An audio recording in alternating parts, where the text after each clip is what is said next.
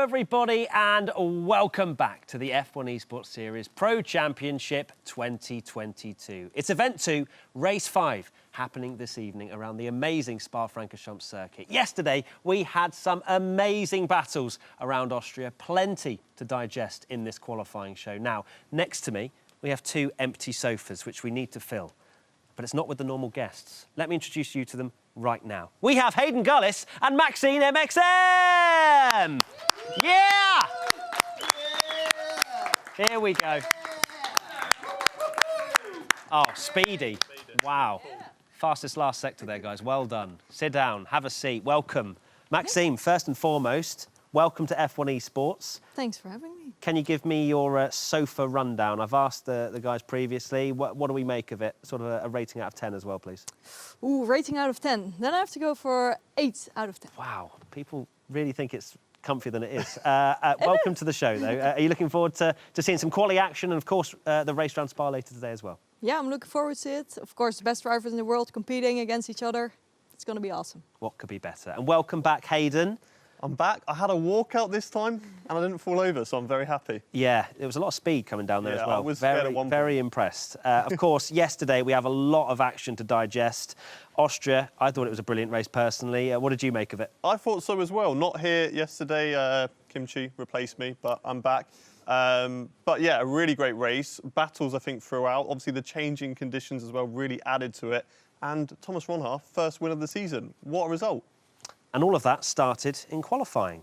Let's take a look at what happened in Austria. It was a great qualifying session. I think the top 7 were separated by 0.07 of a second. Thomas Ronhaar, as always, near the top of the standings. But it was Freddie Rasmussen that just pipped him to pole by 0.09 of a second.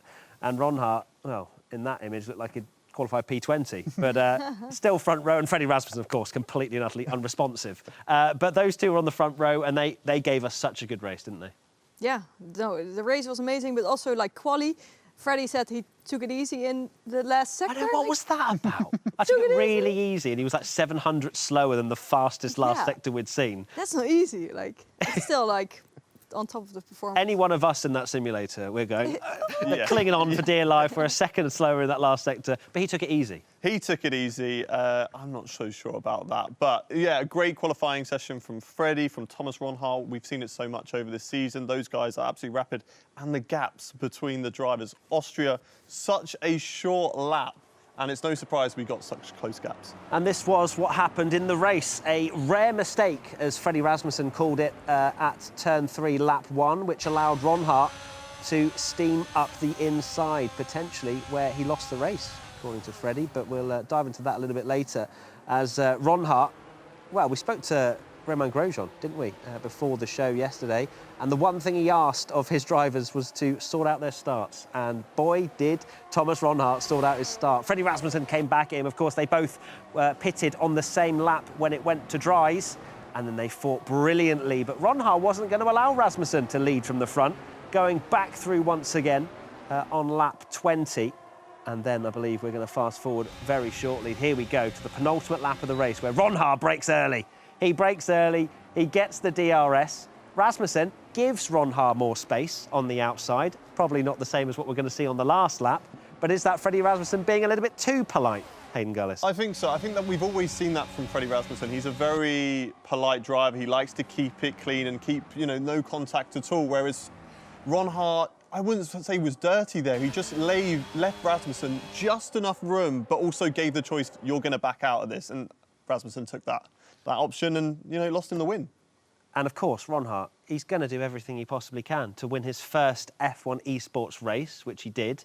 What did you make of those last couple of laps? Yeah, he's just brilliant. Like, timing with the DRS activation point is just so smart. You're gaining so much time with the DRS, and that made him win the race. So. Great stuff. Now, another driver that had a pretty decent performance was Jarno Wotmir, making up for 5 places, I believe, in the end, from P9 to P4. And this was middle of the race, fighting Barry Burremand up the inside into turn number 3. And Jarno Wotmir just hasn't been able to find those extra 10th or 2 in qualifying to really get him in the mix for the victory. But my goodness me, did these 3 fight hard for P4. Longate Blakely and Otmar. And what a move. That's probably move of the season, I would say. Otmar around the outside there. You don't see overtakes there, especially round the outside. Then Longuet went off at turn 1. I saw he wasn't particularly happy on social media with what had gone on in those last few laps. But Otmar, sort of damage limitation, I'd say. But how much longer are we going to talk about damage limitation before we start to think, is Otmar actually in the hunt here? Yeah, we always speak about it, though, because his qualifying pace is never there. Yes, he's had pole positions before, but majority of times he's a little bit further down the order and he gains through overtaking. His race pace is incredible, and we know how fast he is. We've raced against him before, and he's miles clear of us, just wipes the floor with us. But, yeah, he's going to have to start to really pick it up in qualifying. That's his weakness. He knows it. He needs to start to be right up the front. If he starts winning races, then he's going to be back in this championship hunt. Speaking of the championship, let's take a look at the driver's standings and how they look after 4 races. And it's Lucas Blakely still at the top, but a much more narrow margin now. 11 points to Rasmussen. Ron Hart is absolutely in this fight, and considering he did not score in Bahrain, it's been a very impressive run of form for Thomas Ron Hart. Jana Otmar, as we were just speaking, 33 points behind Blakely. Still very much a mountain he can climb. And we now move to the Teams Championship. 18 points separate McLaren and Red Bull. Mercedes still very much there as well. Haas, 4th, but they're going to need that second driver to start performing as well if they want to be challenging for the Teams Championship. And then obviously towards the bottom we have Alpine and Williams, and definitely one of those teams that need to really start performing.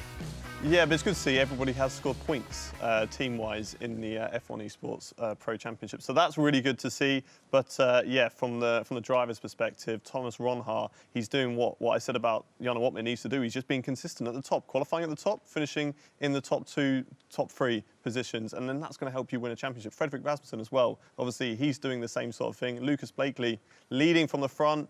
Yesterday wasn't a good performance from him, but I'm sure he's going to bounce back today. And he needs Kiefer's help, does he not, Freddie Rasmussen? We were speaking about the importance of having your teammate there to help, although it didn't particularly help when you had rainy conditions and one of the drivers had to have a slightly worse strategy. But in dry conditions, you need your teammate there to not only help you, but to pick up the points for the pair of you.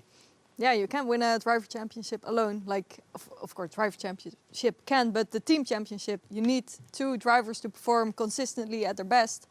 And yeah, let's see how the rest of the season will go and who will be on top. We will find out. Let's take a look at what Freddie Rasmussen had to say after the race. Freddie, P2, how are you feeling after that? For us, I don't know about you guys in the studio, I was on the edge of my seat, but what was it like for you?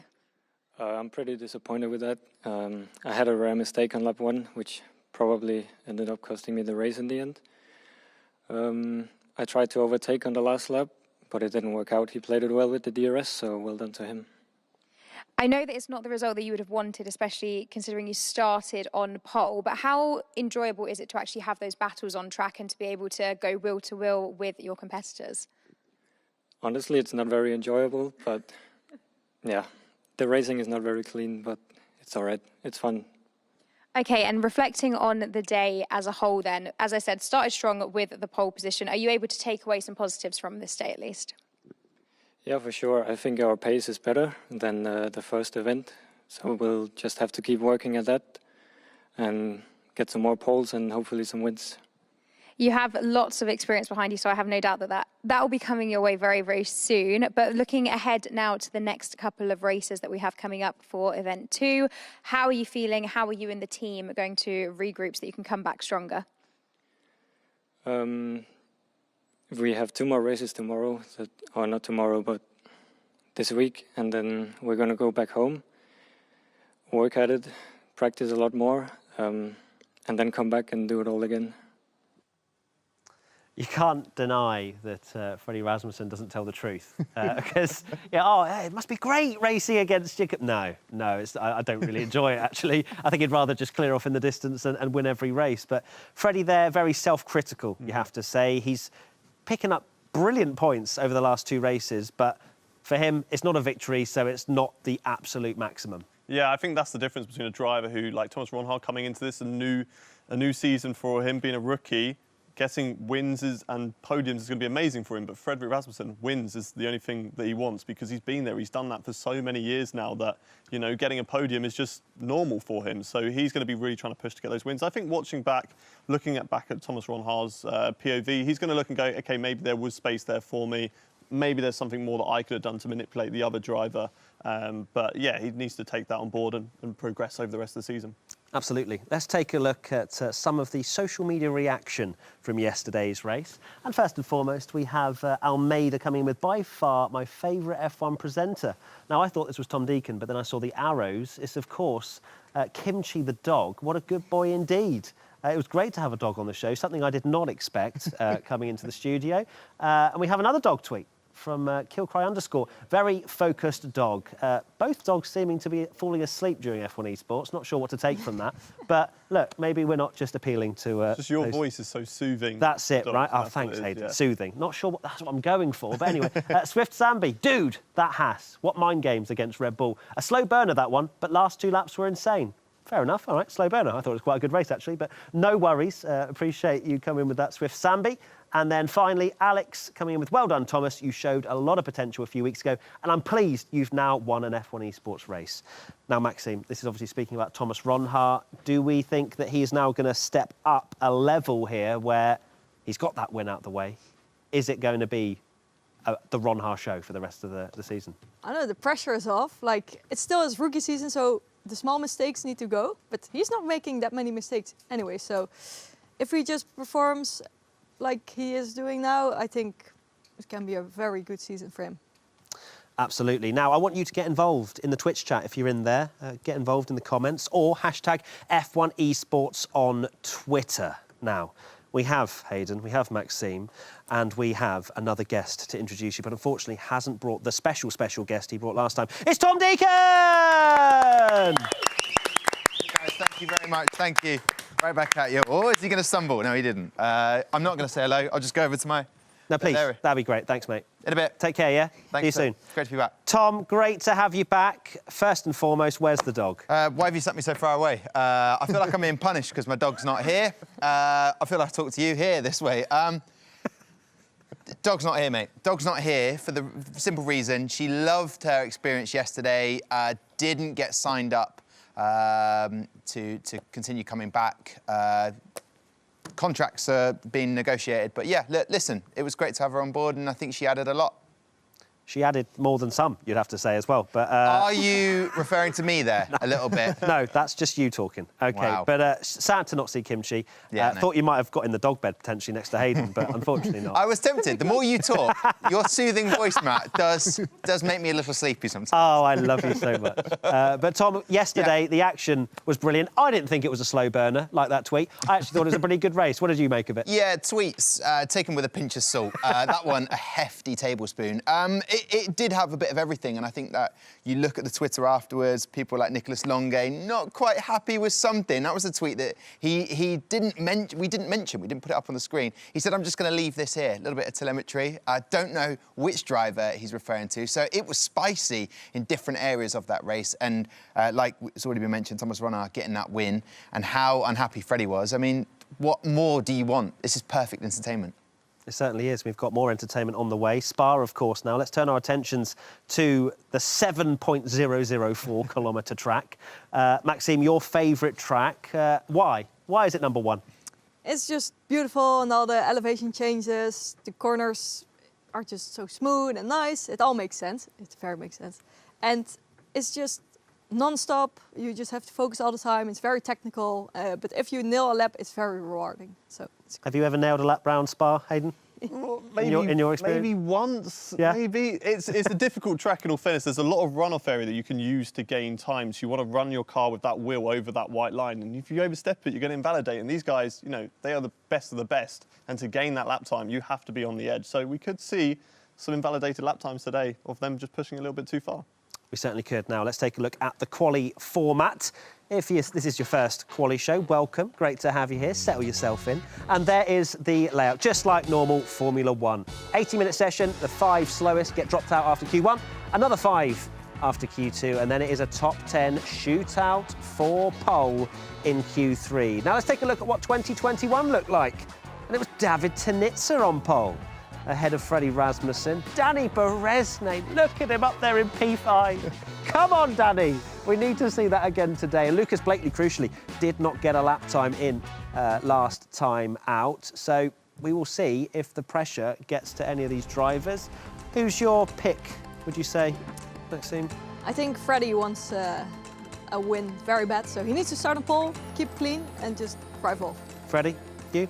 Well, I want to say Thomas Ronhaar, but I think that's an obvious choice. So I'm going to go with Josh Edu. Ooh, yeah, someone's seen the practice results. Yeah, someone's seen the practice results. I love that. But Josh Eady's been incredible this season so far. There is the track, as you can see, 19 turns and one of, if not the fan favourite on the calendar, and it is certainly one that can provide us with changeable conditions, like we saw in Austria potentially, and that gave us a great race.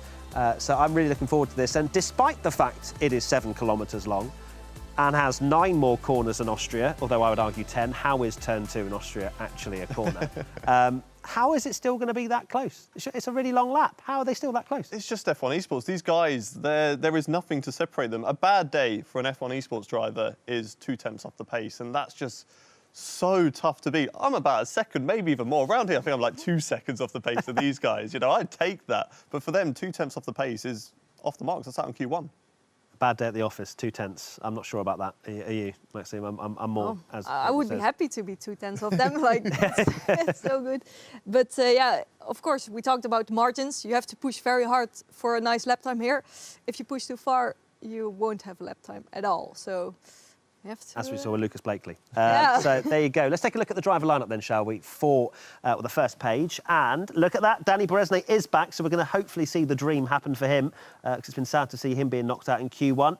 Josh Edu, again in the AlphaTauri, he was brimming with confidence in the post-race interview we had with him yesterday. Patrick Schipos, Philip Presneda. John Evans back again in the Aston Martin. He can be proud of himself, at least in qualifying. I saw that he wasn't particularly happy on social media after the race, saying that his setup was not particularly good in wet conditions. He said a different word, but I can't say it. And then second page, we have Thomas Ronhaar, of course, alongside Van Erven. No changes for McLaren, Mercedes or Red Bull.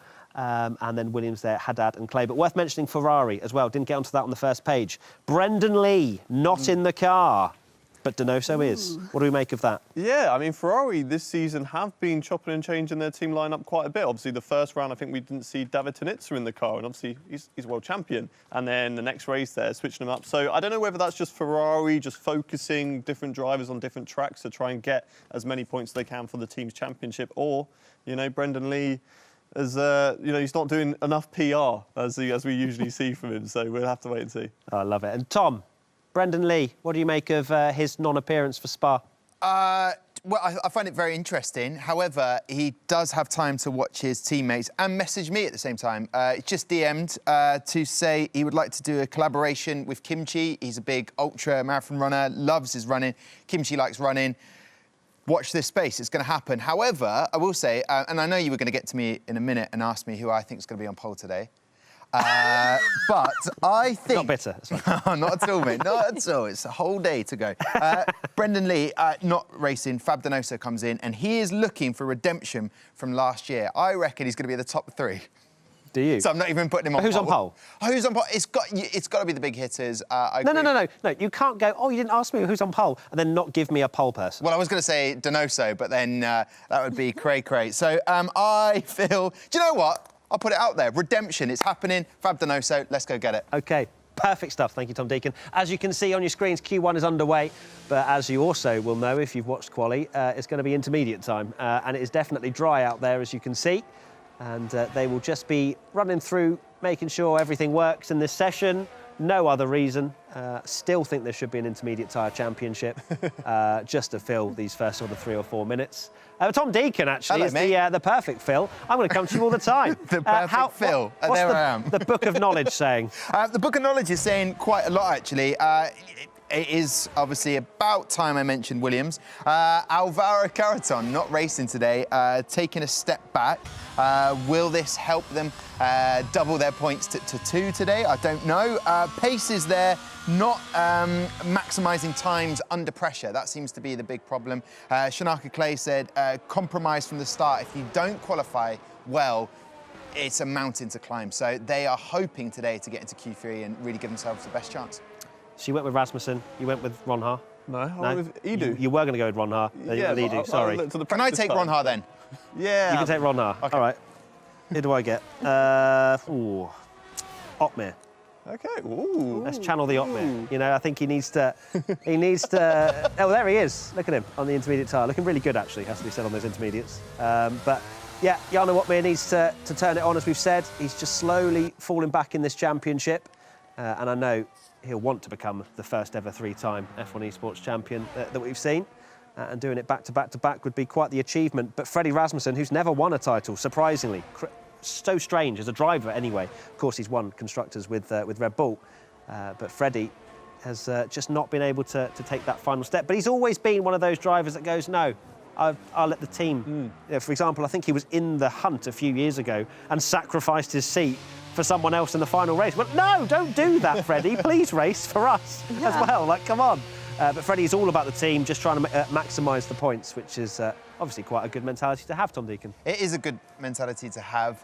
He sacrificed his place for Nicolas Longuet, who is now currently with Alfa Romeo. And it's interesting that this is the year that seems to be the best performances from debut drivers. They've come in, done the business, whereas before you needed one of the top drivers to make way for that driver, where this seems to be the year where really it's about that third driver. They maximise everything they can on a particular track, go in and try and get as many points as possible. So it's those days of letting a driver have a seat, no, long gone. That's the thing, right? The roster has improved year on year, and I think this year, as you mentioned, Tom, those third drivers that were occasionally not getting any sort of time in the car, I know we still don't see it for Mercedes and Red Bull and McLaren, but why would they change something that's really working? But for the other teams, they're swapping and changing and trying to make something work. Yeah, because you've got new drivers coming in. There's a lot of drivers. There is an age limit for F1 Esports, and there are going to be drivers who, once they come of age, come 16, they're going to be wanting to take part, and they're going to be pushing and knocking on the door of some of the more experienced drivers. We've got it in Mercedes at the moment. Jake Benham, a really quick driver. You've at the moment got Danny Moreno and Jarno Otmir, but there might be an opportunity there for Jake Benham to jump in that seat and see what happens. And it's also interesting to note that David Tanitza on the wet. So is there going to be a wet title for you as well? That can't be right, surely. Or maybe he is just continuing on with these strange runs on the intermediates and wets. But either way, we do have a couple of soft runners out there as well. Weigang and Evans are going to be the first two drivers that we see a lap time from. And this seems to be a strategy from Aston Martin. We saw this yesterday as well, where they just go out early. They don't bother with track evolution, they don't bother with any of that politics. They go for a lap to get a banker on the board. And it's been working for Simon Weigang. He had his penalty taken away yesterday, which means he's had 3 top 10s in a row, I believe he tweeted. So Weigang's been on a bit of form recently, and we know the pace has been there. It's just being able to deliver, as we see him very easily go through the Eau Rouge Radion complex. And nice to see him down there in the bottom left as well. Focused. Going to try and get another Q3 appearance for Simon on the brakes. And a little bit of a wrestle of the steering wheel here. And away he goes. But good to have those driver cams. Yeah, I really love noticing in the bottom left, just watching his breathing as he's going through the corners, really just taking deep breaths before he gets into that braking zone, you know, just trying to stay in that rhythm, trying to keep that heart rate down, not get too much pressure on him, because, you know, there's a lot of pressure going into these laps, especially if you want to set a banker. If you lose out on your banker, it puts even more pressure on that last lap that you need to put round in qualifying. So a lot of focus there from Simon Weigang. Here he is through the middle sector. He's a 10th up on what his teammate Evans has managed in the first sector. Let's see, it's a 44.343 through the middle. We'll see what Evans manages when he goes through there as well. We're going to have the whole lap with Simon Weigang. How lovely is this to see, eh? Yeah, it's great. But like going early, you have of course a clear track, fresh air and everything, so that's nice for a banker. Absolutely, into the bus stop chicane, and it's Evans slightly quicker than Weigang through the middle. And Weigang's now going to drive to the line. We saw 41.4s in practice, but bear in mind that will probably be in Q3. It's a 42.1 for Simon Weigang so far. John Evans now into that famous bus stop chicane on the traction and comes over the line for a 42.244. So just over a tenth between the two Aston Martin teammates, which you think, oh, that's not much. But that may well be 6, 7, 8 positions come the end of Q1. We will have to wait and see. But interesting strategy. Maybe Aston Martin just want all the cameras on them. You know, maybe they're just like, this is our moment. Weather can change quickly in Spa. Is there rain on the way? I Probably doubt not. it. If there's still 18 drivers probably in the pits. not. But you never know. Who knows? But yeah, I mean, they're going to be at the top of the board. It's going to be good to get that banker lap in and also set the benchmark for all the other teams. Okay, they know now what they're going to be aiming for, because coming into these races, they don't really know what their competitors are doing until they get into the practice qualifying sessions. And even the practice, maybe they're just driving at 90%. But here in qualifying, this is full out 110% going for it right now. John Evans on a cool-down lap, as he'll be coming into the pits after that 42.2. So whilst we wait for the other 18 drivers to surface, Tom Deacon is holding his page very lightly. So Very lightly. Tell me I'm in the process of turning them as and when is required. Oh, it's required right now, Tom. And there's several pages there, so I don't want to lose my place. Joni Tomala qualified 7th place last year in Spa in 2021, of course. Yesterday, not his day. Worst qualifying performance I've ever done, he said. Hopefully I can bounce back. And bounce back he needs to, because interesting for AlphaTauri, Sebastian Job doing a brilliant job. He's had 2 races and both in the points. And then, of course, you have Ido stepping in, Josh Ido, getting that 3rd place podium spot yesterday. So you're kind of feeling like that old guard. I really hope Joni's one of those drivers who gets a bit of form. And then, of course, 6 pole positions in the past in the history of F1 Esports is Danny Berezny. And unfortunately, that form couldn't be further away from him right now. But I guess it only takes one track, one moment, one good qualifying, and then maybe that form we get to see happen in the races. Fingers crossed for Danny Berezny. His teammate, Nicholas Longate, he had a pretty decent Austria up until the point where he wasn't too happy in the last couple of races and put out a very sort of Lewis Hamilton-esque telemetry tweet, which we could make of what we will, apparently. There was no clarification as to what that was, but Longay not too happy after Austria, but showed signs of form. He went for that alternate strategy, going on to the mediums rather than the hards that a lot of the drivers did around him, and he made it work, you have to say. Yeah, sometimes you just have to roll the dice and do something different and then hope that it works. But he's doing great. Let's see if he can continue that form, because he was very good in qualifying the last couple of years. He was right at the top, and that's where your races are won and lost, is getting in that top 3 or 4 to really challenge for the victory. So if Longay can get that qualifying form again, I'm sure he can be very much in contention to score a lot of points for Alfa Romeo. Yeah, and he's definitely stepped up as the lead driver for that Alfa Romeo team. Danny Berezny, as we've said, not had the form. He's been out in Q1 quite a lot. Even Tomek, when he came in, I don't think he got out of Q1. If not, definitely didn't get in Q3. Whereas we've seen Nicholas Longay break into that top 10, you know, as we saw yesterday, fighting at the top as well. And that alternative strategy call was the best bet for them. You know, make up as many positions as you possibly can, and then defend for your life for the rest of the race and see if they can get some good points out of it, which they did. So, yeah. And as for Berezny, this is a track where he favours. He's always been really good around Belgium in the past. Is this going to be the chance for him to come back? I feel like we try and channel that storyline every time, because he's got such a record. He has. He's got such a record that he's been good around most tracks that we see him racing around nowadays, that we just need to see that stellar performance that we know that is inside Danny Berezny's probably left foot, where he usually goes through his brake pedal. But Nicholas Longate, he has gone through the first sector and is actually a 10th.5 slower than Marcel Kiefer, who has done the fastest first sector of anybody out there. Sebastian Job's done a pretty good first sector as well. Buraman a little bit steady, but what I saw from the practice times is that legitimately some teams have gone for a fast in a straight line car, other teams have gone for rapid in the middle sector. So it's going to be really interesting to see how that plays out over qualifying, because yeah, there was some drivers very quick in the first and third, but then others making up half a second in the middle sector.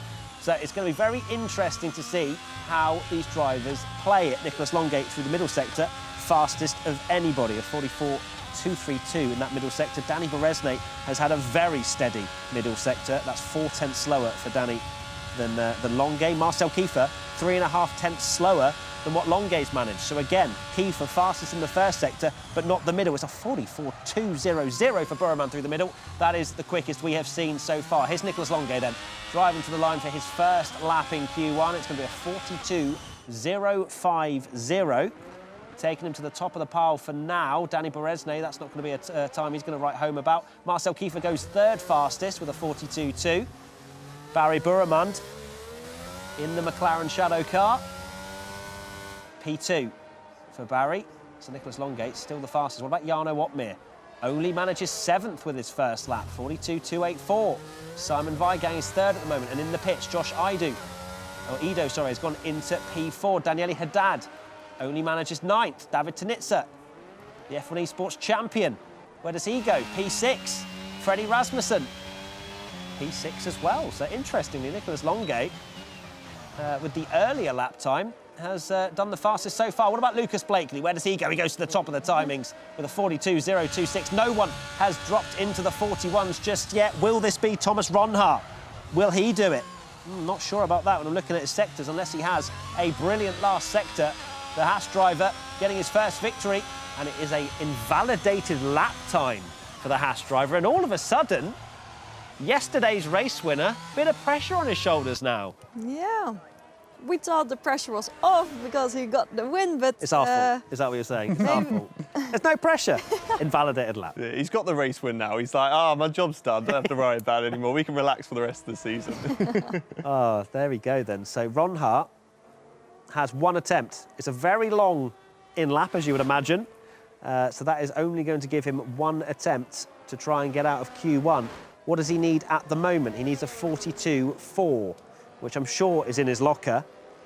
And the track will get a little bit quicker for the final attempt. John Evans is on another attempt. The Aston Martin driver's out of sync with the rest of the grid, but that middle sector is very slow for John Evans, so he is not on a lap anymore after clearly making a mistake in that middle sector. So right now, who have we got? Schipos, Beresnay, Van Erven, Preschneider and Ronhart.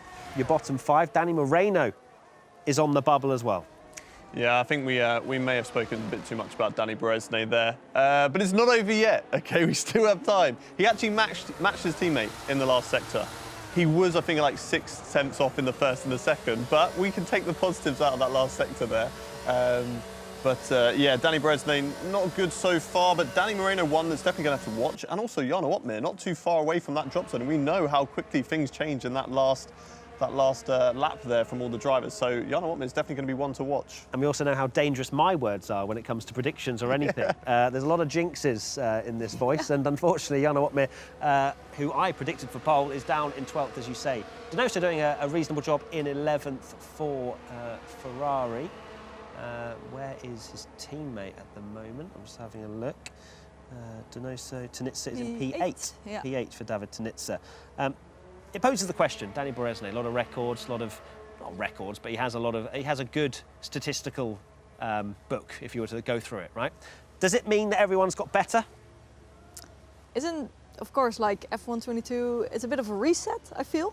But the game has changed quite a bit, and everybody is putting more effort and time in it. So it's just, yeah, a bit of a reset. But it's nice to see some other people like performing well as well. What do you make of it? I think it's definitely a change of the guard. I mean, Danny Beresnay's been here from the beginning. Maybe it's because he's not here and he can't sing to all of us. That's where he gets his power from. But yeah, I think it's definitely a change of the guard. We've got it like with Danny Beresnay, even the likes of Brendan Lee being a little bit further down the field. He used to be dominating, and now he's just scraping inside that top 10. So we've got these new drivers coming in that are just jumping above them. We're always going to see that. People are always going to get better and better, put more time into it, you know, be able to get more data and improve even better. So yeah, it's definitely going to be a case of new drivers are going to be coming in and, you know, taking those seats. Is it the change of the guard, Tom Deacon? It is the change of the guard, Matt. That's all I need to say. That's the full stop, but I will continue to help this show along. I feel like with the likes of Joni Tormela, they've got that experience, but like Maxime says, you change, it is a reset, they have to learn it, and I feel like with Alfa Romeo, the pressure's been put on them. They had a be real moment with Guan Yu Zhou, and that's put a lot of pressure on Danny as well. It seems to be Nicolas Longuet can step up to it, minus the telemetry, I'll just leave it here. He's been able to do all right with it, but yeah, the pressure builds, and as you guys know, when you're in your own head, trying to get results and knowing that you're good at something, but it's not quite clicking, it snowballs, and hopefully that stops at some point and Danny can show us how good he is, or he's not as good as he used to be, and maybe that's the point where the young guys start to take over, and that would be a shame to see. Would be a shame to see. We've got 1 minute and 17 seconds remaining. The top 5 have not bothered to go out again, but from Sebastian Job down, they're all going for another attempt. Danny Beresnay, can he make it out of Q1? That's the question that is on all of our lips. Into turn 1 he goes. Does he spot that braking point? Does he spot the apex? It looked pretty good to me. We're going to have to wait quite a while till we see the first sector, but that's pretty much sector 1 done. Just getting turn 1, isn't it? Yeah, now you're flat out through Eau Rouge and then Radion as you rise up the hill over on the left, you know, try and take as much curb as you possibly can on the inside and outside without invalidating, and then foot to the floor, as we saw Simon Weigang do. Just take a couple of breaths, prepare yourself for this next sector coming up, then hard on the brakes. Get over to the right-hand side, use all of the curb on this left, right on the white line, and then get the car back over to the left to, again, cut this corner on the inside, but don't run out too far wide on the left. And then you just got to pick your braking point in towards Rivard. Just keep it nice and tidy on the inside, on the right-hander there, and get your car back over to the right for the corner with no name. Again, using all of that excess curb on the right-hand side, but not too much. Throwing it down in towards a really tricky corner of Pool, and it's so easy to run wide there. Danny Beresnay right on the limit. And then again, another chance just to take a breather after you've got through that hectic section. See how he brakes? The entirety of his surroundings vibrate. See that? The mic is all over the shop. Danny Beresnay is absolutely sending it. He had improved in the first sector. He's improved again in the middle, but not making enough time to be troubling anywhere near the top. He's just over 2/10 slower in the middle. He's just under 2/10 slower in the first, and the fastest sectors we've seen. But remember, some of the setups are different. Marcel Kiefer has set the fastest first sector of anybody. Job 6,000 slower than that. Danny Beresnay is going to have a perfect bus stop chicane, but I don't know if he's pushed a little bit too hard into there. Let's see where Danny Beresnay manages. It's up to P9. It's a 42.211. But remember, there are a lot of improvements to go, Tom Deacon. Don't clap your hands yet. John Evans does not manage to improve and stays 11th. That may well put him under pressure. Jarno Opmeer, the two-time back-to-back champion. Where does he go with this lap time? It goes up to 7th place for the Mercedes driver. That may well see him out at Marcel Kiefer. 41.9, what a great lap. And Freddie Rasmussen as well is a Red Bull 1-2 at the moment. Danny Moreno's at risk. Daniele Haddad currently 14th. Does he improve? No, he does not. And right now, we're still waiting to see what Ronha is doing out there as well. Donoso is going to come round the final corner. Currently 13th. Make that 14th as we've seen improvements out there. And I think Beresnay is going to make it through, actually. Donoso does not improve. Van Erven over the line. Only 18th for him. Here's Thomas Ronha. Can he improve and get out of Q1? He's done no lap times yet, the Haas driver. He's coming towards the line. And it's P3 for Thomas Ronha. Great lap. Wow. But that, unfortunately, for Danny Moreno, Van Erven, Schipos, Clay and Haddad, is the end of qualifying. What a disaster for Danny Moreno. Yeah. Of course, Jarno Opmeer's teammate has not had a good start to the season. I wonder, there must be a mistake or something. Like, he should be easily through, but I wonder if we can see what happened. But it's, I mean, to be fair, we say he must have made a mistake. There must be he something missed in the out left. by, well, yeah, to be fair, he was less than a tenth, just less than a tenth behind Van Erven, which is obviously a gargantuan margin in F1 Esports. But yeah, he's clearly not hooked it up, Hayden. Yeah, 5 tenths off the fastest time. And yeah, Mercedes aren't going to be happy with that. It's a team that is potentially, you know, trying to fight for this Constructors' Championship. One of the 4 teams in that fight. They're very close with the Haas over 3rd and 4th. So they're going to want both their drivers to be pushing at the front. He was outside the top 10 last time, managed to get back inside the top 10 in the race, but getting up 10 positions in a race in F1 Esports, it's unheard of, isn't it? Absolutely. Let's take a look at Danny Beresnay and how he was feeling after the Q1. Oh, look at him. He's shaking a bit as well. His entire surroundings are also shaking when he brakes. It's great to see Danny Beresnay make it out of Q1. You can see how much it means to him. And Danny Moreno, I can't imagine we're going to see a particularly happy reaction from him. 20th for tonight's race, and that must be quite difficult, a difficult pill to swallow. We don't expect that kind of performance from Moreno, do we, Tom? We don't, and especially after what was out of the points qualifying yesterday.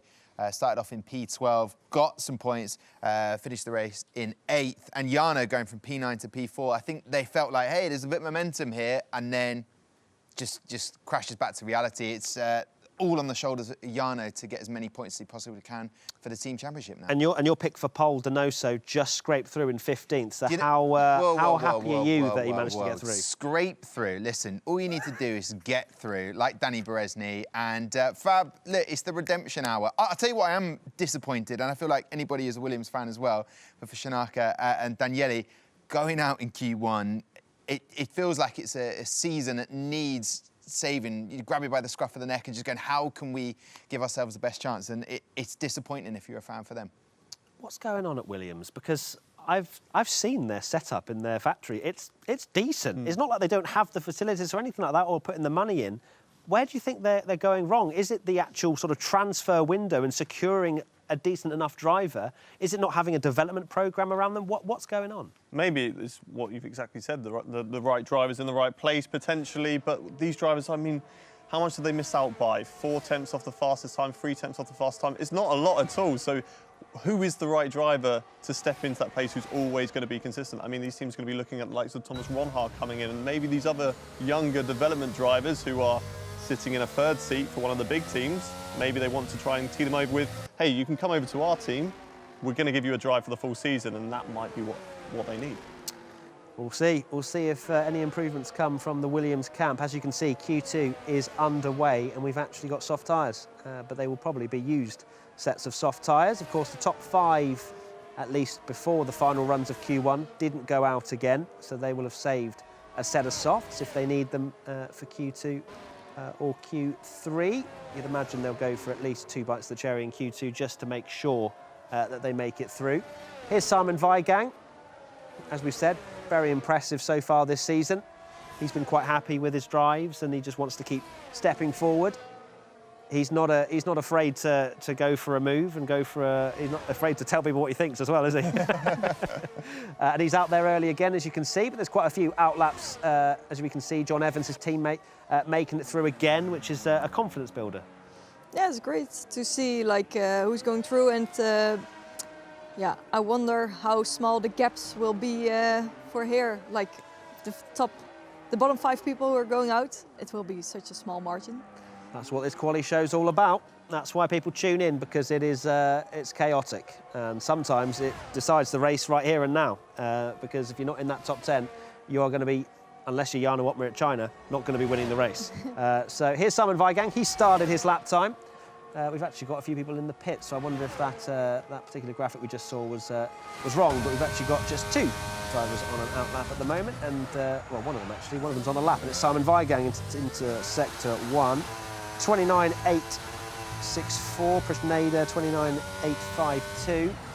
So again, these will be trying to make the most of a used set of soft tyres, getting every last bit of life out of it to try and somehow put a banker in. But we know, especially with how long this circuit is, if you don't have completely fresh tyres, you're going to be losing time through every corner. Yeah, I mean, Sector 2 is going to be the important part. Sector 3, you've got the bus stop chicane. Sector 1, you've got turn 1, but there's not really too much going on apart from that. So it's all about this Sector 2 is where you're going to be losing the time. So that's the one to watch compared to the times we set earlier on. And a big mistake there from Simon Weigang. And feel like he just overstepped the mark a little bit, so this could be an invalidated lap there, but it's not actually going quicker than Presneda at the moment, who is the fastest man so far on those used tyres. Yeah, because you think, oh, that's an error. Not a big error. We see Formula 1 drivers do it all the time. But the problem with this is F1 Esports drivers are aliens. They don't make any mistakes. And also, he would have lost time all the way down to the bus stop chicane because it affected his run out of there. And as we can see, Weigang into the pitch, Prishneda as well. So you'd have to imagine both of them have invalidated. Weigang maybe even just didn't bother because of the fact it was a reasonably mistake-prone lap. Here's John Evans, slightly further behind than his teammate that we just saw. And he's got the track all to himself. He's going to have a great time. Lovely. Oh. Yeah, but they don't have room for mistakes like that on the last run with like the fresh tires. So better keep the focus and perform at your best. Now, Maxime, Spa is your favourite track, as we've already coined that earlier in the show. Would you say qualifying is really important here? Would you say it's a track that potentially you could see a 6th, 7th, 8th place driver win the race? Of course, quali is always very important, but there are like some overtaking opportunities. So there's still room to make up some positions in the race, but you really have to push. Do indeed, and John Evans is pushing very hard indeed into the bus stop chicane, and here he comes over the line. It's going to be at 42.7, and that is proof that that is a used set of soft tyres. If that's a new set, he will probably be crying right now. Yeah. 'Cause of course, that was 8 tenths slower than what we saw at the end of Q1. Tom, you're looking very... You look like the words are about to fall out of your mouth. You're very energetic over there. I was energetic because I couldn't find my drink, and then I realised it's right in front of me. I just didn't look to the left of me. Sorry. I feel like people will say I don't take this quali seriously, but I was thirsty and I needed refreshment quickly. No, it is great to see someone like John Evans getting that opportunity in the Aston Martin to show what he's about. Was P13 yesterday, not in the points. I hope for him and every other debut driver out there that they get that opportunity to show what they're about, because it's difficult for a third-seat driver to come in for one race and then go, that's you, thank you very much, off you go again. You don't get any momentum, but back-to-back races for him today, I think will do him the world of good.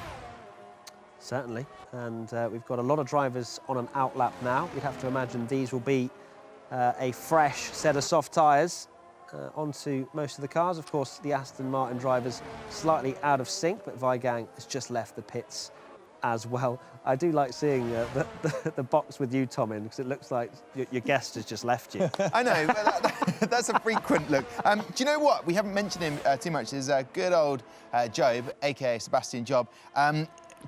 It's at Bahrain. He qualified 10th. And then in Silverstone, he qualified 2nd and hasn't raced again. So 2 races. I feel that he's a guy that knows how to qualify.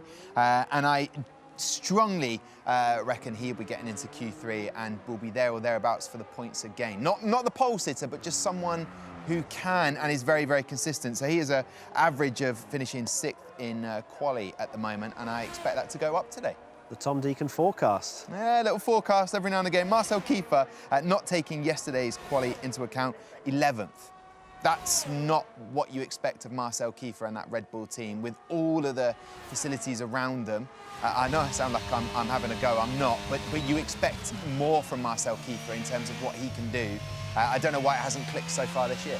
And it's a beautiful segue. We're riding on board with him right now, and quite clearly running a low downforce setup in this qualifying. When you look at the sector times, again, fastest in the first sector by some margin, considering there is literally one corner.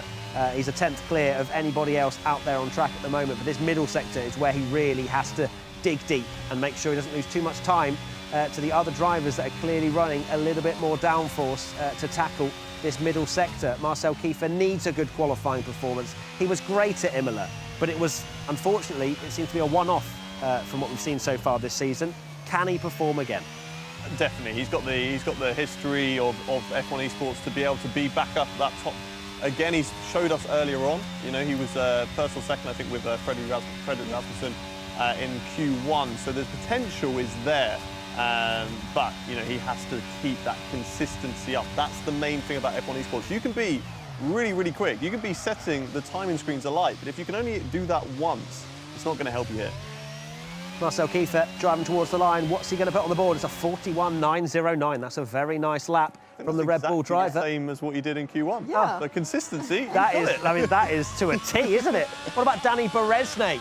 Made it out of Q1. That's a good lap time from Danny Beresnay, a 42.0. But Nicholas Longay with a 41.7. Take a bow, my friend. That is a beautiful lap. Sebastian Job goes 3rd fastest for now. Barry Burreman, what's he got in the locker? It's going to be P2 for the McLaren Shadow driver, Freddie Rasmussen. Where does he end up? He goes fastest of all by 200ths of a second. Josh Edo, only 7th fastest for now.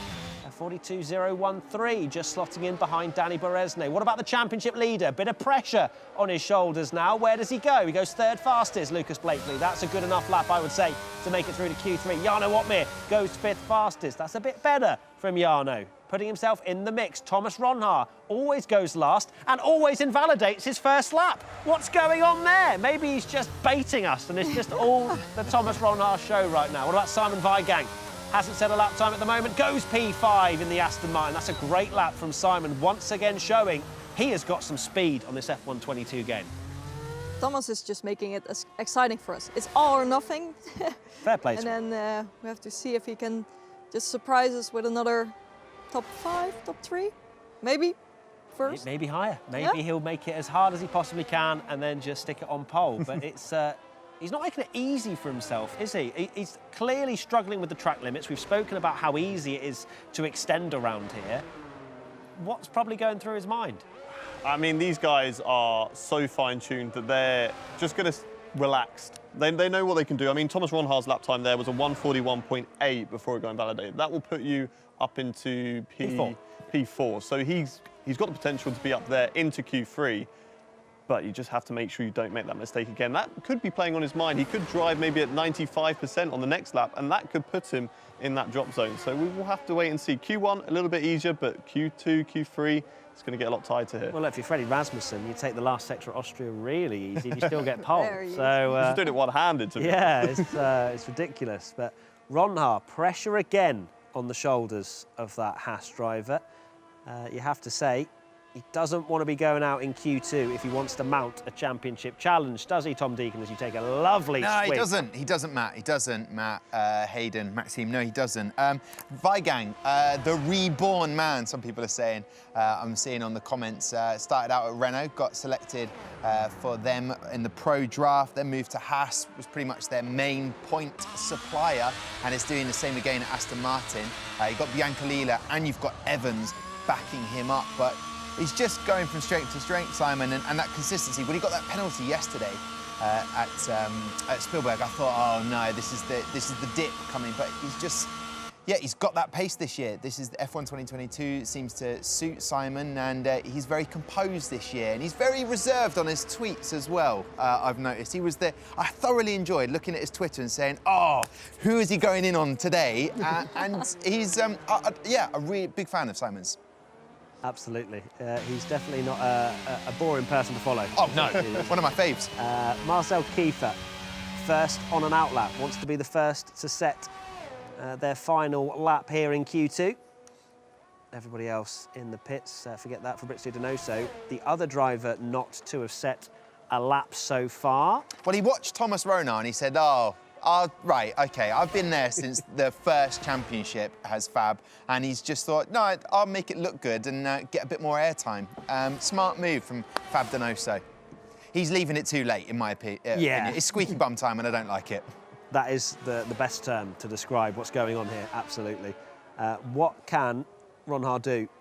We've seen the likes of Lucas Blakely do it before. It is possible, and we saw him do it in Q1.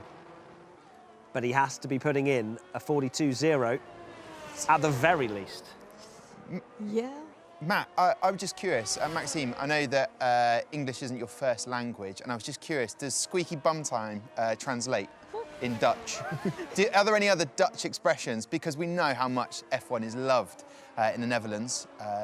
So are there any expressions that maybe you could pass on? Just while we wait.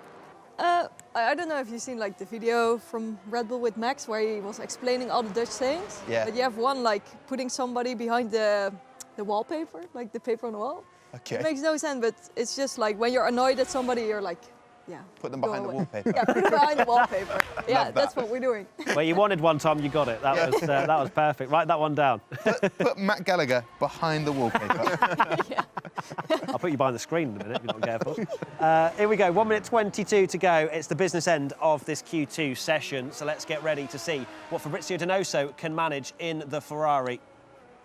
No lap time on the board yet. He is replacing Brendan Lee. That puts a bit of pressure on your shoulders, doesn't it? Knowing that you are the driver that has to fill in, has to prepare for a certain finite amount of tracks that you've been allocated over this 12-race season. You have to perform in those races. Yeah, you're jumping in for Brendan Lee, a two-time world champion at Ferrari. So the pressure is definitely going to be on. Doesn't look like the Ferrari setup Unless that has they've moved. changed. Yeah.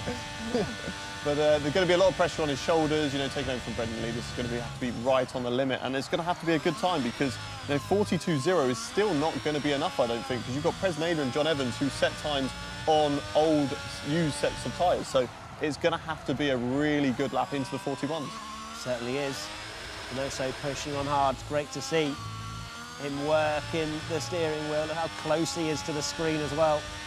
He's not quite the levels of Freddie Rasmussen, how close he sits to the steering wheel, but it's close. But even that, even how close they sit to the screen is to try and help their reactions for if they make a mistake, and oh, it's crazy. That was quite hard on the curbs from Fabrizio Donoso, but I imagine with the intensity of his look, he's still pushing on. What's the middle sector looking like for Fabrizio Donoso? It's a 44, that's very quick actually from Donoso, only 0.03 of a second slower than the fastest we've seen in that middle sector. Lost a tenth and a bit in that first, but Donoso may well put himself in contention to make it out of Q2. Who else is improving? Otmir's done a fantastic first sector, the fastest of anybody, a 29.598.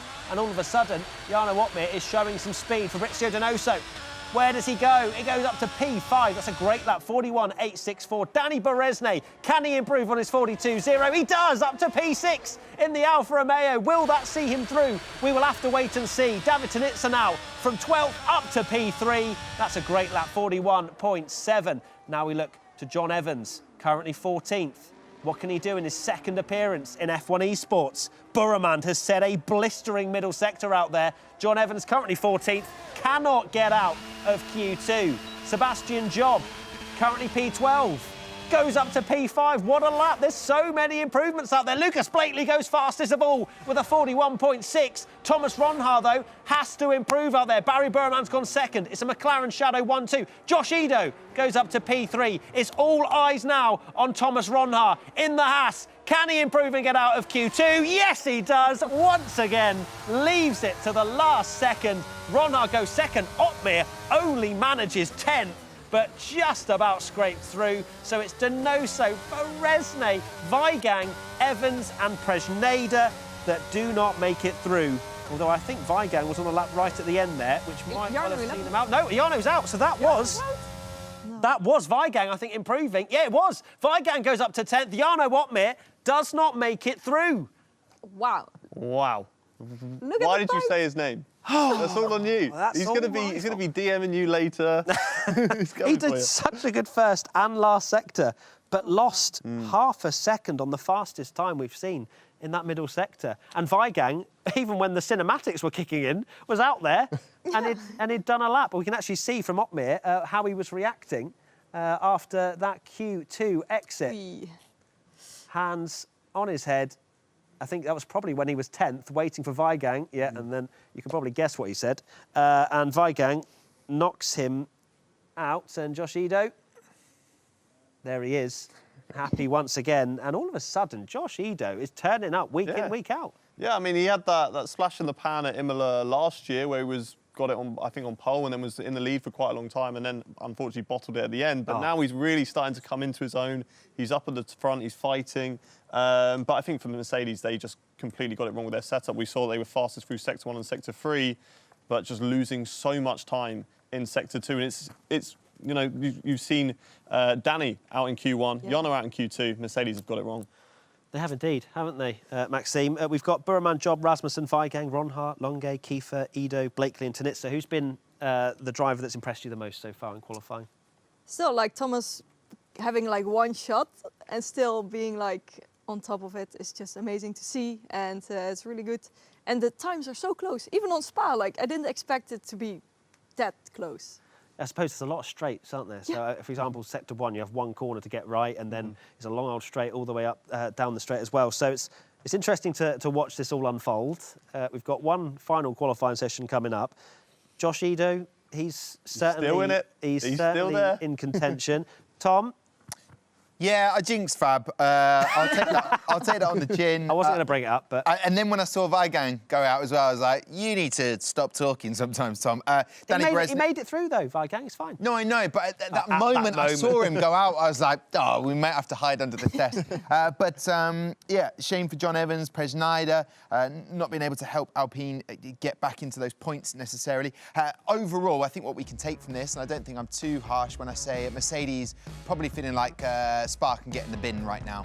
Probably, yeah. Otmir, Donoso, Beresne, Evans and Presneider, the 5 drivers that do not progress to Q3. And just to think how many improvements were out there as well. We were I was excited to see Beresne got up to P6. You think, oh, maybe. And then he finishes all the way down there. Yeah, he got a ladder and then just kept hitting snakes, and he just kept on coming down the table, didn't he? Snakes and ladders. Snakes. That is... What a game. That's different. Yeah, that's what you give to small kids, and it goes on for hours and hours unless you get the perfect roll of the dice. And that's what Maxime said earlier on. You've got to roll the dice sometimes. Certainly do. Not sure you were probably mentioning or trying to talk about snakes and ladders in a particular We analogy. also have the but game in Dutch. you do? Yeah, we have it, but maybe it's called slangen en trappen, maar I don't know. Unique. One more time. What? Slangen and ladders, I think. Slanger and Lodders. We're learning things on this please. show. We love it. Q3's underway. Let's move away from snakes and ladders and on to the final session of this qualifying afternoon. And Marcel Kiefer out there wants to get a lap time in early, as he has been doing for this entire qualifying session. Remember, some of these drivers will not have a lot of tyres to work with, others will. Does that mean... Freddie saved some tyres, right? Yeah, save Yes. for tyres. I don't want to interrupt that because all I've got is a stupid question. So what is a snake in Dutch? Slonger? Slang. Slonger on the... OK, cool, good. Just double checking.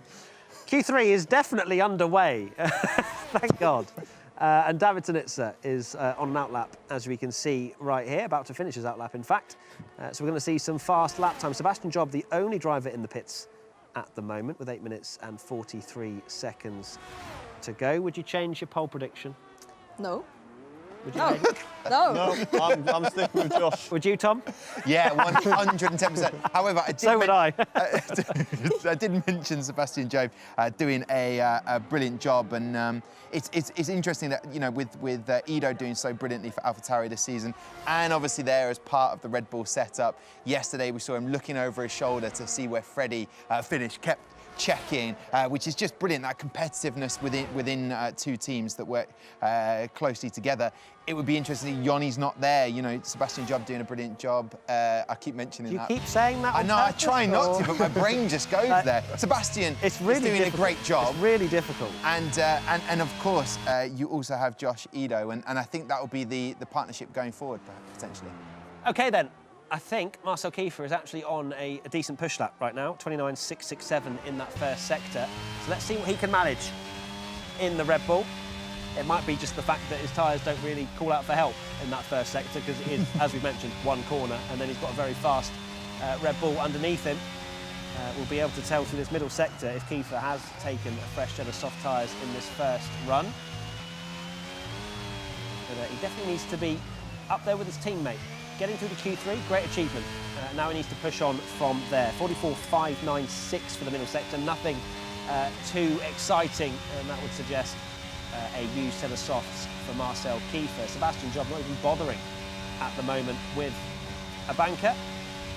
We now look to Freddie Rasmussen. Maxime, you made a very good point. Rasmussen did save a set of tyres and has done an absolutely stonking first sector of a 29.550, a whole 2 tenths quicker than Buremund behind him. Kiefer comes over the line with a 42.274, but Longay has set a blistering middle sector of a 43.898, and all of a sudden we have got a big battle for pole. Longay, only a couple of corners to go. Rasmussen only a tenth slower in that middle sector. Freddie is on an absolutely brilliant lap at the moment. What can Longay put on the board? It's going to be a 41.591.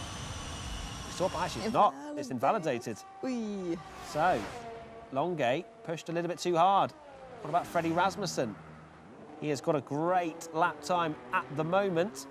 Let's see what he can put on the board. It's going to be a 41.424 for Freddie Rasmussen, and that is easily the fastest we have seen. And Josh Edo slots in P2 with a 41.6.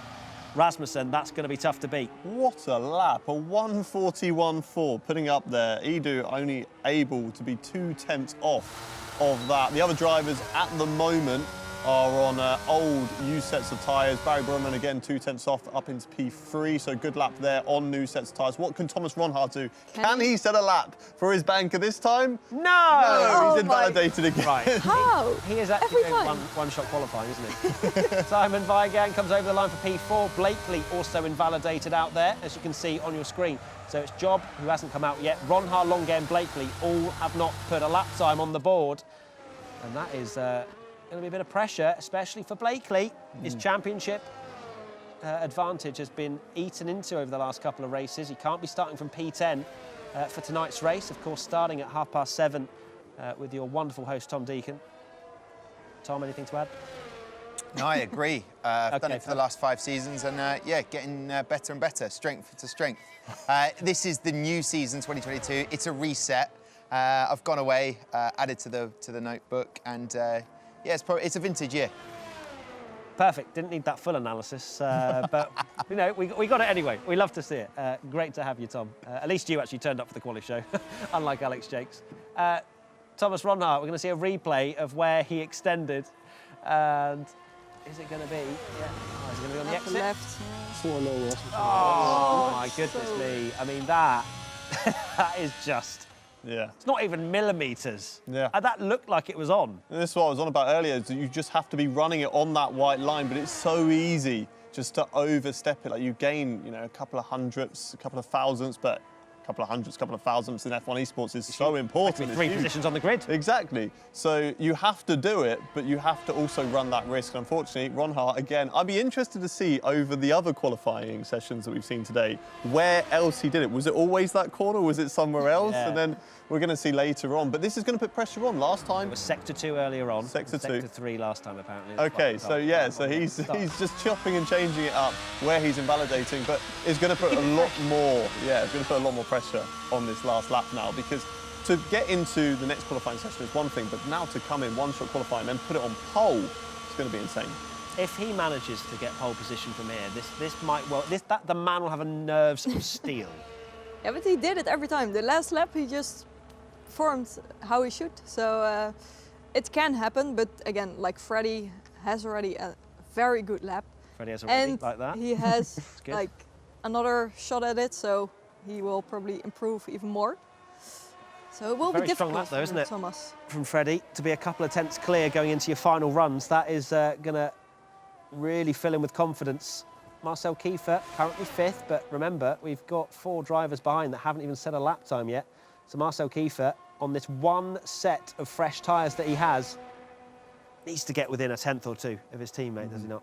Yeah, definitely. I mean, I'm not sure whether we're going to see that time top. That is an incredible lap from Frederick Rasmussen. And the big hitters, the Lucas Blakely, the Thomas Ronhaar, haven't set a lap yet. So they are going to have to be right on the limit if they want to try and beat that. But the pressure's going to be there. Let's have a look at Ronhaar. How does Ronhaar just react? Not happy.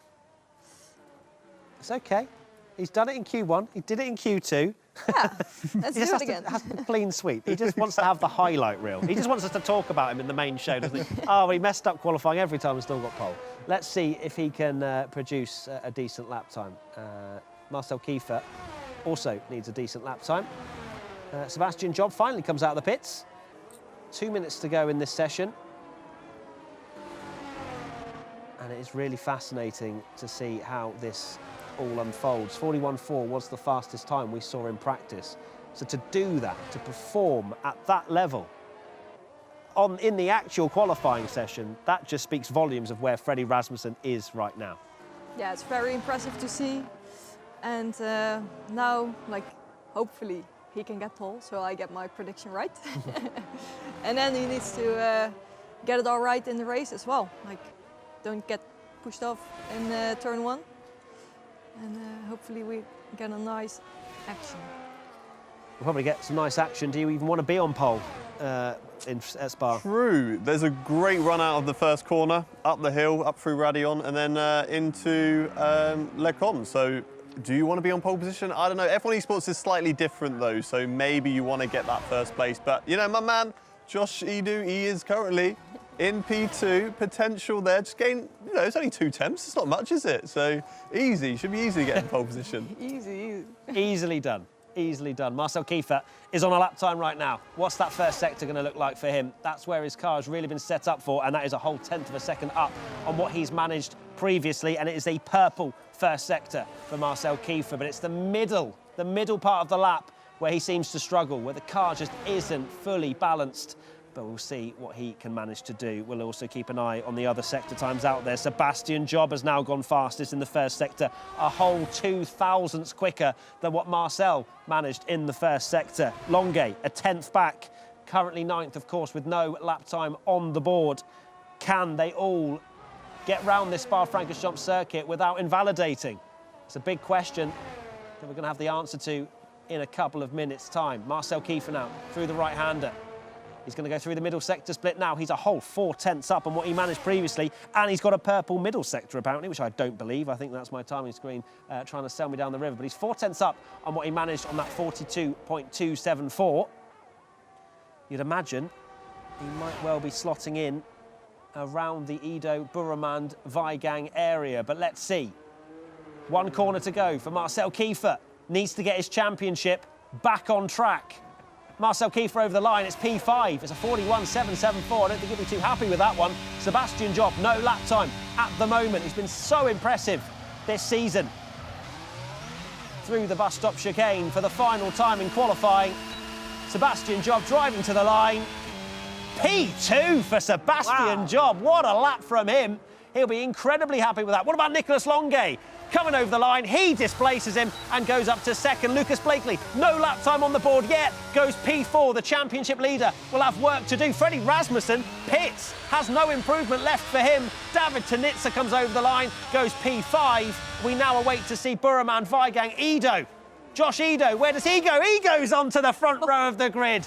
Great lap from the AlphaTauri driver. Now, what about Barry Burremand? P2 as well. They're all going second. They cannot displace Freddie Rasmussen. Simon Weigang now can only manage 7th, and we all now take a look to Thomas Ronhaar, yesterday's winner. Where can he be for tonight? It's P4 for Thomas Ronhaar, which means Freddie Rasmussen on pole position by 16 thousandths of a second. That was a good end to the qualifying. Wow, I've also got to praise you for the little bit of rap there with Barry Bromman's name. That was incredible. Great qualifying session. Josh is so close. Only, what, 2/10 off in the end, but Freddie Rasmussen so quick on that first lap. I think he was actually improving, and then I believe he invalidated in the second sector, looking at the timing screen. So, you know, he had more time in him, but he didn't need it at the end of the day. What Deep breath, Maxine. qualifying. What was your take from that quali, especially Q3? I think because he saved 1 set of tires, he could put in the fast lap first. And if he didn't do that, he got invalidated, then he won't be having a great time now. But I mean, that's the definition of a perfect banker, isn't it? Exactly. Like the fact that he can sit on that and still get pole just speaks volumes about how good that first lap was, because the track would have been a little bit better towards the end of that session. Yeah, track evolution is key on the F1 game, and as you said, it would have been a lot better at the end, and he was improving, but he had such a margin over the rest of the drivers. 2/10, we spoke about it earlier. 2/10 is huge. I would love to be 2/10 off these guys. So for them to try and get that margin up, no one could do it, and he just sat on it, and he was very happy. I mean, Barry Borman, the closest one there, was 200ths off in the end, but it's not enough. And a 1:41.4 is incredible. Incredible lap time. Let's see what Josh Ido looked like after his P3. And look at that, loves it. Looks over his shoulder, sees Freddie Rasmussen that's probably peeling into the pits. But Josh Ido, very happy. What about Lucas Blakely? He'll be starting from 7th on the grid tonight. It's not working out at the moment for Lucas. It was all too easy at the start of the season, but for one reason or another, I'd love to get his take as to where he's potentially losing that 10th and a half that he had at the start of the season. Where do you think that's gone? I mean, it could potentially be set up. Since Event 1 and Event 2, he's now at the McLaren Shadow studio, so they're competing in that area. So potentially he's not feeling as comfortable as he was from his rig at home. So maybe that's Send him back home. Send him back home, Send him yeah. back If he's losing victories, that's the right thing to do. Because you can't even say that it's to do with the setup of the car, because Burremand up in P2, Tom. Yeah, fantastic from one half of the McLaren. I mean, we're saying it as if, Lucas didn't have a brilliant quali there. It wasn't the best it could be, yet it's still about making as many points as they can for McLaren Shadow. He said yesterday that was a very painful race, felt so helpless at stages. When you could see the results right there, we fight on. I mean, if anyone's going to fight to get back into a podium finish, it's, of course, Lucas Blakely. Absolutely. Let's take a look at the top 10 then. As you can see on your screen right now, Freddie Rasmussen on pole by a very small margin ahead of Barry Burremand. Then Josh Edo in P3. Thomas Ronhart made it very difficult for himself, but he can fight from P4 and missed out on third by 1,000th of a second because just F1 Esports things. Nicholas Longate, P5, Job 6th, Blakely 7th, Weigang again, a great Q3 performance from him. David Tanitsa still making it through to Q3, and Marcel Kiefer will be thinking, what if? So there you go, that was qualifying. Marcel Kiefer probably a bit of a talking point as well, Maxime, not to be up there with his teammate once again. It's going to make it a bit harder for Freddie this evening.